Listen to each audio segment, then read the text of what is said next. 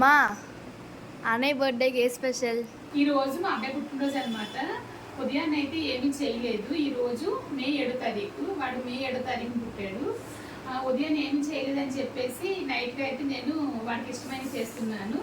ఏం చేస్తున్నాను చూసేద్దాం రండి. ముందైతే స్వీట్తో స్టార్ట్ చేస్తున్నా. పాయసం తయారు చేశాను.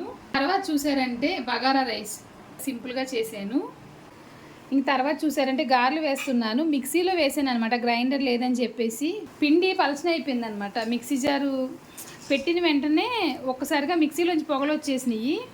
ఇంకేం చేయాలో తెలియక తీసేసాను వెంటనే.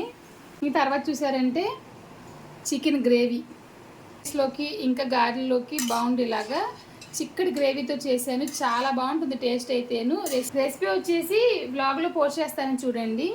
ఈ రోజు మా అబ్బాయి పుట్టినరోజు కోసం చేసిన స్పెషల్ సీరియల్ అండి. ఇంకో వీడియోలో మళ్ళీ కలుద్దాం. Thank you.